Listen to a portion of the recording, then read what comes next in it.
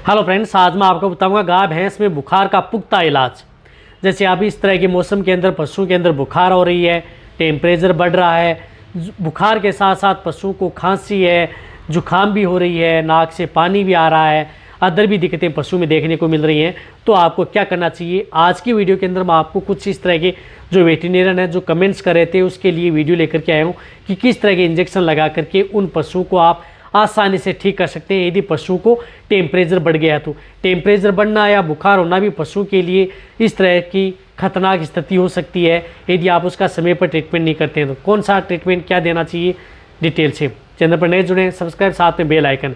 देखो, सबसे पहले मैं आपको बताना चाहता हूं कि बुखार किसी भी तरह से हो सकती है, पशु में किसी भी तरह की इन्फेक्शन से हो सकती है, बैक्टीरिया वायरल इन्फेक्शन से भी हो सकती है, या अदर कोई दिक्कत है, एनवायरनमेंट चेंज हो गया है उसकी वजह से भी पशु का जो टेम्परेचर है वह बढ़ सकता है। बुखार का मतलब यदि पशु का जो टेम्परेचर है वह बढ़ जाए, जब पशु का टेम्परेचर बढ़ जाता है तो उस स्थिति में पशु को फीवर यानी बुखार हो जाती है।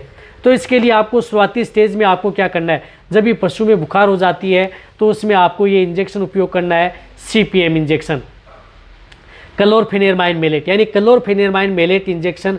बड़े पशु में आपको 10 ml, गाय भैंस में 10 ml, ज़्यादा बॉडी वेट है तो 15 ml इंट्रामस्कुलर ये इंजेक्शन ज़रूर उस पशु को लगवाना है यदि आपको अच्छा रिजल्ट लेना है। तो इनके साथ साथ आपको इस तरह का एक इंजेक्शन का उपयोग करना है जो एनाल्जेसिक एंटीपायरेटिक, यानी पशु का जो टेम्परेचर तोड़े।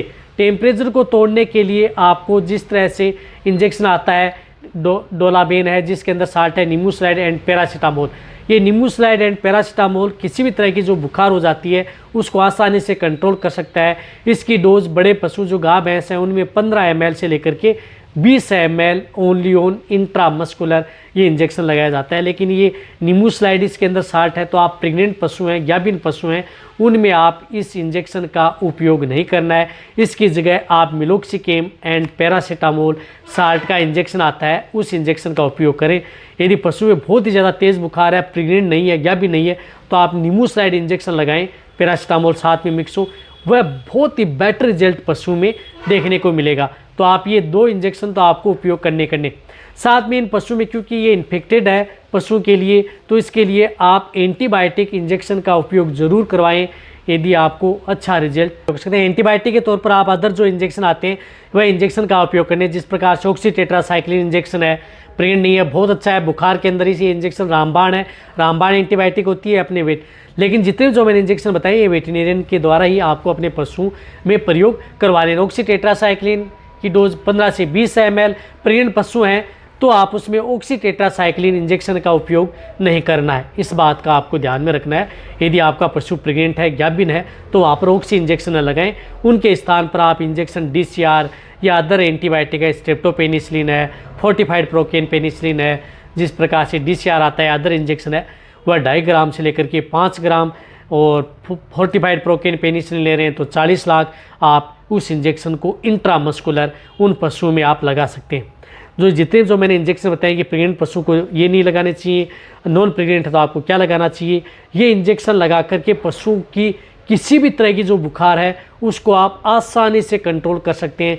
एक डोज में ही आपका पशु ठीक हो जाता है यदि पशु को किसी भी तरह की बुखार है। फिर भी यदि पशु एक डोज से ठीक नहीं हो पाता है तो एक दूसरी डोज आप दूसरे दिन आप उसकी रिपीट कर सकते हैं। रिपीट करने के बाद में पशु आसानी से खाना पीना स्टार्ट कर देता है और कोई भी दिक्कत पशु में देखने को नहीं मिलती है। तो ये बुखार का पुख्ता इलाज यही है इंजेक्शन के तौर पर। अदर आपको साथ में आप कुछ इस तरह की जो मल्टीविटामिन इंजेक्शन है वह इंजेक्शन भी आप साथ में प्रयोग कर सकते हैं। लेकिन लिवर एक्सट्रेट वाले इंजेक्शन है वह इंजेक्शन आपको बहुत ही ज़्यादा टेम्परेचर बढ़ जाता है तो आपको प्रयोग नहीं करना, इस बात का है। नॉर्मल जो मल्टीविटामिन इंजेक्शन है वह इंजेक्शन ज़रूर आप साथ में प्रयोग कर सकते हैं ताकि पशु किसी भी तरह से स्ट्रेस में ना आए, तनाव में ना आए, अदर कोई दिक्कत पशु में देखने को न मिले।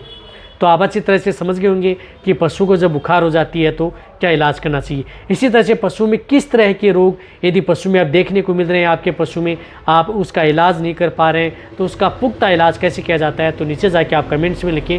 उसी के अनुरूप आपको इस चैनल पर शॉर्ट में वीडियो मिल जाएंगी ताकि आपको अच्छा नॉलेज मिले। तो ये वीडियो जितना हो सकता है वेटरनरियन है उनके साथ शेयर करें। इसी तरह की नॉलेज भरी वीडियो आपको इस चैनल पर ऐसी मिलती रहेंगी। इसी तरह से वीडियो देखते रहें।